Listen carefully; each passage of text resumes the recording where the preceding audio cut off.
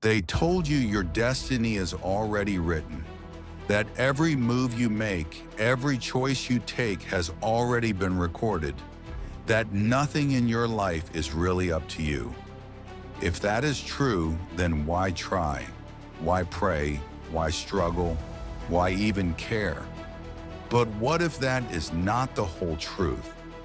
What if the reality is much deeper and more powerful than what you have heard? We are exploring one of the most challenging beliefs in Islam, the concept of destiny and divine decree. This is not just a religious theory. It is about your life. If you truly have no control, then why are you tested? Why were messengers sent? Why was the Quran revealed? Why does anything matter at all? Now listen carefully. The Quran says, whoever wants to believe, let him believe.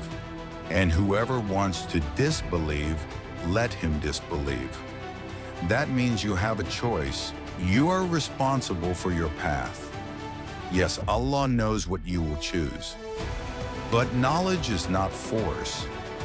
If a teacher knows a student will fail the test, that student still chose not to study. The teacher did not force the failure. Just like that, Allah knows, but the action is still yours and you are accountable. The Prophet said when the fetus is 120 days old in the womb, an angel writes down 4 things: provision, lifespan, deeds, and final destiny. But this is not compulsion. It is based on knowledge, not control. Scholars explain 2 types of divine decree. One is fixed like the time of death. The other is conditional and can change through prayer, kindness, charity, and sincere repentance. The Prophet said nothing changes destiny except sincere prayer. So if everything was absolutely fixed, then why would prayer even matter? Why would the Quran tell us to change?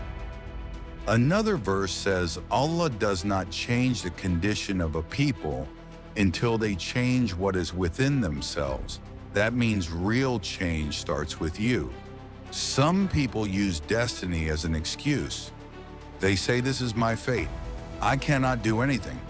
But true scholars reject this idea.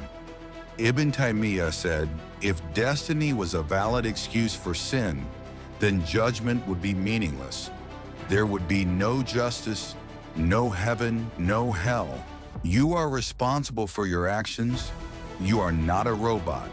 You have been given a mind, a soul, and the freedom to choose Allah is the most just.